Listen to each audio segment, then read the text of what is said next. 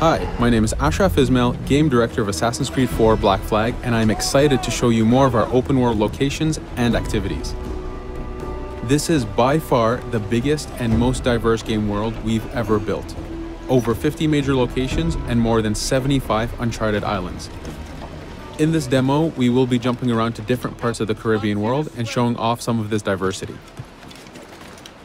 Here we are on Andreas Island, a coconut island with a pirate village. Up ahead, we have a tavern. Taverns are places where you can hire crew, pay for secret information about valuable convoys, you can play mini-games, and of course, you can have a drink. To gain access to all of this, you need to prove yourself with your fists.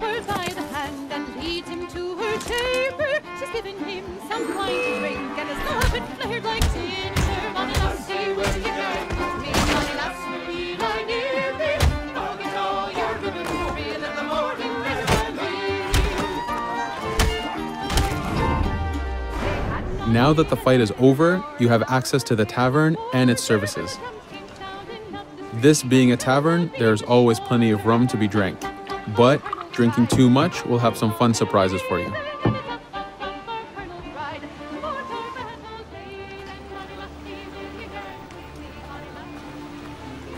Now let's head to that viewpoint and sync up.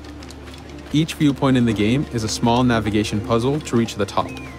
Synchronizing unfogs the map, showing you nearby collectibles and activities, and it also becomes a fast travel point so that you can quickly get back here.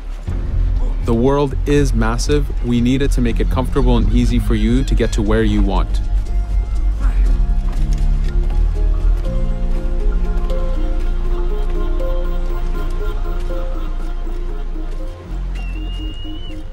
These viewpoints are also an opportunity for us to show off how beautiful and expansive this world really is.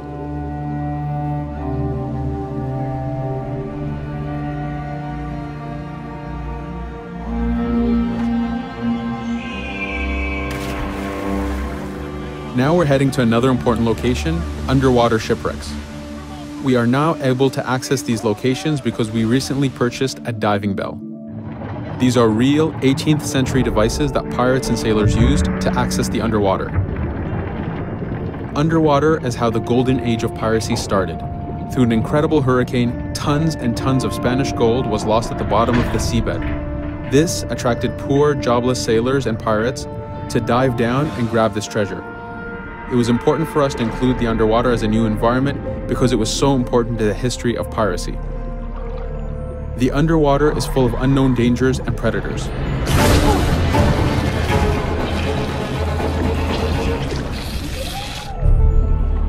You do have to pay attention and act quick, but the risk is worth the prize as you need a lot of money to get all the upgrades for your ship, the Jackdaw.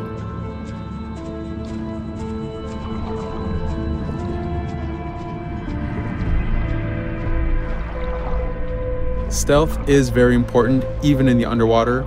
Here we can use the seaweed and plant life to keep yourself hidden from sharks and other dangers.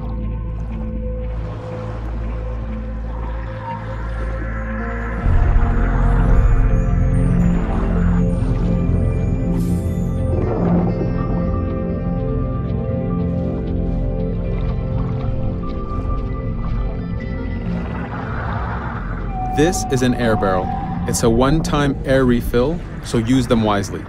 Of course, you can always go back to the diving bell to refill. We are going to move to a different location now. This is a smuggler cave. This one happened to be accessed from the underwater, but not all of them are. Here, we ran in without looking around, and this got us in a little bit of trouble. But it was only 2 guys and we took one by surprise, so not too bad. Caves are heavy stealth locations. Stealth is key in this game. We've put a lot of effort in to make it a valuable and exciting gameplay for players. Since we came from the underwater, Edward does not have his weapons or guns. You will have to use your stealth tools to get through this. Here, we will utilize the whistle to take out the brute.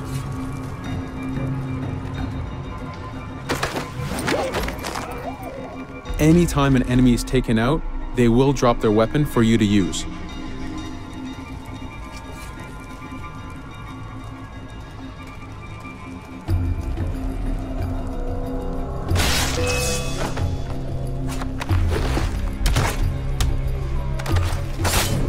Again, we are taking these guys by surprise and using their own weapons against them.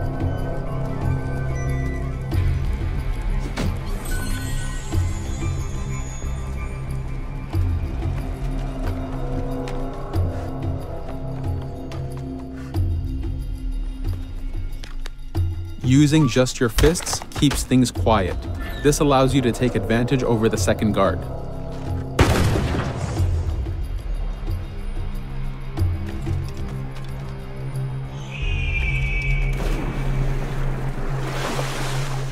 Up to this point, we've been doing a lot of pirating. This has attracted the attention of pirate hunters. This is fed back to you with the clashing swords above the health bar. This is a first level hunter after us. You can push the wanted system to reach level 4, where you have a fleet of intense aggressive hunters after you. The horn you heard indicates that this is a charger type ship. This ship is all about getting close and ramming. Each ship type has a unique sound associated to it, the scariest being the war drums of a man of war. Your first mate, Otowale, is always giving you helpful advice and feedback. The chain shot is a stun weapon. Hitting ships slows them down. Great for stopping a charger's attack.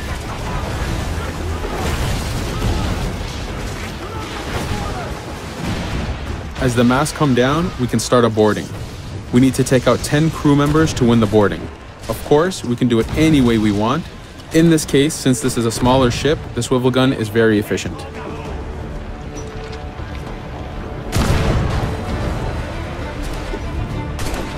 There are many objectives in the boarding system, including destroying powder keg reserves and removing the flag from the top mast. But the most basic objective is to eliminate the crew. Here you can see Edward utilizing his dual cutlasses and guns, combining them in counters and combo attacks. You do have a max of 4 shots before reloading, so make them count.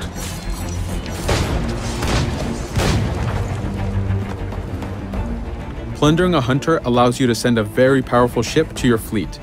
They are also a good way to gain ammo for the jackdaw. In this case, we will use this opportunity to lower our wanted level.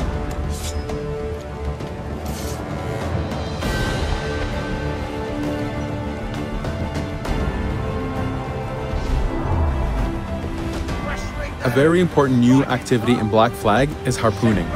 Historically, pirates harpooned as a source of income. Ready the whaleboat, lads.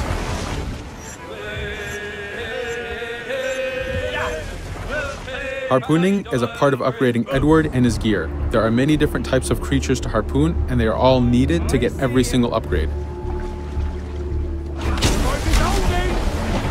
Steady now, lads.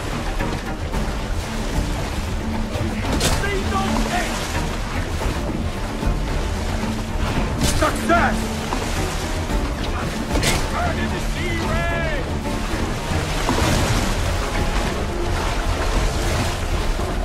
It's weakening! The blast has torn the rope! Stay sharp, lads. This is one of the smaller harpooning targets. Just imagine taking on a great white shark or a blue whale.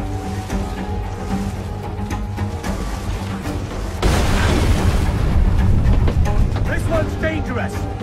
The harpooning activity itself has upgrades, and you will need them to take on the bigger targets. You can upgrade the health of the rowboat, the number of harpoons you carry, and the damage of the harpoons themselves.